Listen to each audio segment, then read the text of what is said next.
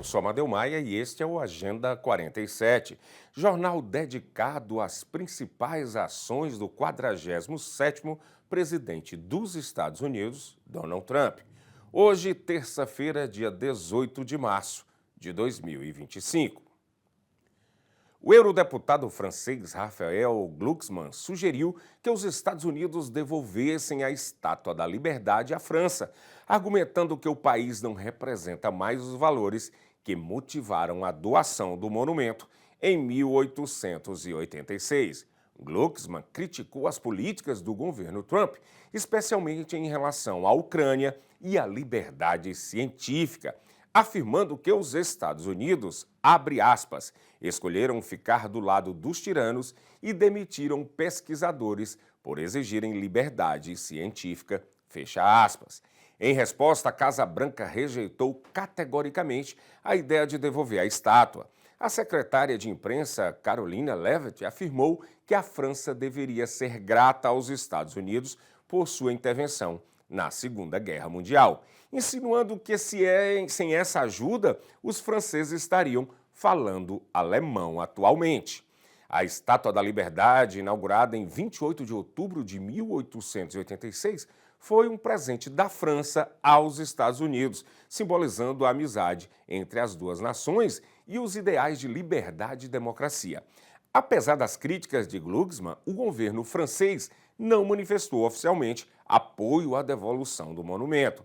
Essa troca destaca tensões políticas atuais e as diferentes percepções sobre os valores que a Estátua da Liberdade representa, enquanto o Glucksmann vê uma desconexão entre as ideias do monumento e as políticas americanas recentes. A Casa Branca enfatiza a história compartilhada e as contribuições dos Estados Unidos para a liberdade global.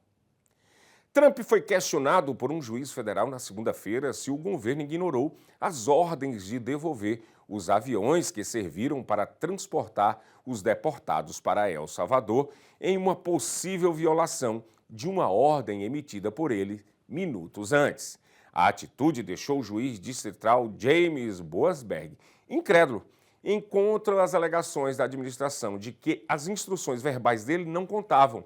Além disso, foi alegado que apenas a ordem escrita precisava ser seguida e que não poderia ser aplicada a voos fora dos Estados Unidos, bem como eles não poderiam responder às perguntas sobre viagens por questões de segurança nacional. O procurador-geral adjunto Abhishek Kamble argumentou que apenas a curta ordem escrita do juiz Boasberg, emitida cerca de 45 minutos depois que ele fez a demanda verbal, contava.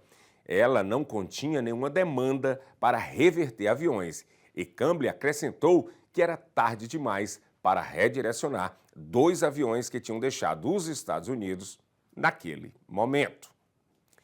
4 brasileiras envolvidas nos atos golpistas de 8 de janeiro de 2023 foram presas ao tentar entrar ilegalmente nos Estados Unidos. As detenções ocorreram entre 12 e 21 de janeiro de 2025, sendo que 3 delas foram capturadas um dia após a posse do presidente Donald Trump. Atualmente, as 4 estão sob custódia das autoridades norte-americanas, aguardando deportação para o Brasil. As detidas são Raquel Souza Lopes, de 51 anos, de Joinville, Santa Catarina, condenada a 17 anos de prisão por 5 crimes relacionados aos atos de 8 de janeiro, incluindo tentativa de golpe de Estado, associação criminosa e dano ao patrimônio público. Raquel foi detida em 12 de janeiro na cidade de La Grula, no Texas, e está numa unidade de detenção do ICE em Raymondville. Rosana Maciel Gomes, de 51 anos, ela é de Goiânia, foi condenada a 14 anos de prisão por 5 crimes relacionados aos ataques golpistas em Brasília. Ela foi presa em 21 de janeiro ao tentar cruzar a fronteira em El Paso, no Texas, e está sob custódias do ICE na mesma região. Michele Paiva Alves, de 38 anos, de Limeira, São Paulo, é ré e responde por 5 crimes cometidos durante os atos de 8 de janeiro. Foi detida em 21 de janeiro em El Paso e está sob custódia do ICE também na mesma região. Cristiane da Silva, 33 anos, de Balneário Camboriú, em Santa Catarina, condenada pelo STF a 1 ano de prisão por associação criminosa, incitação ao crime nos ataques de 8 de janeiro. também foi presa em 21 de janeiro em El Paso e está sob custódia do ICE também naquela mesma região. E ela foi acusada de fuga e tentativa de entrada nos Estados Unidos. As 4 mulheres teriam deixado o Brasil no primeiro semestre de 2024, estabelecendo-se inicialmente lá na Argentina. No entanto, após a Justiça da Argentina emitir mandados de prisão contra brasileiros considerados foragidos pelos atos de 8 de janeiro, elas fugiram para os Estados Unidos, buscando refúgio na administração de Donald Trump, aliado do ex-presidente Jair Bolsonaro. As prisões foram realizadas durante patrulhas de fronteira e as mulheres foram processadas sob o regime de expulsão acelerada, que permite a deportação de estrangeiros sem audiência judicial. O ICE confirmou que as mulheres as mulheres detidas aguardam a expulsão para seus países de origem. Está agendado para hoje, dia 18 de março, uma conversa telefônica entre o presidente dos Estados Unidos, Donald Trump, e o presidente da Rússia, Vladimir Putin, com o objetivo de negociar um cessar-fogo na guerra em curso na Ucrânia.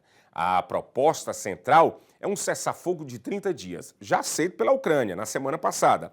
Após discussões entre representantes ucranianos e americanos na Arábia Saudita, com o apoio de aliados europeus como a França, Reino Unido e Canadá.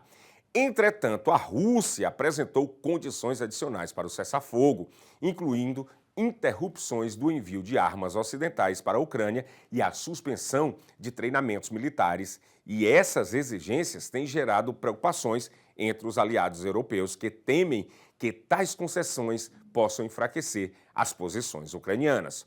Outro ponto sensível nas negociações é a possível aceitação por parte dos Estados Unidos da anexação da Crimeia pela Rússia, além da divisão de ativos estratégicos, como a usina nuclear de Zaporizhzhia, e o presidente ucraniano, Volodymyr Zelensky, também ceticista em relação a isso e quanto à disposição de Putin para a paz, e insiste que não reconhecerá territórios ocupados e nem aceitará limitações na defesa e nas alianças da Ucrânia.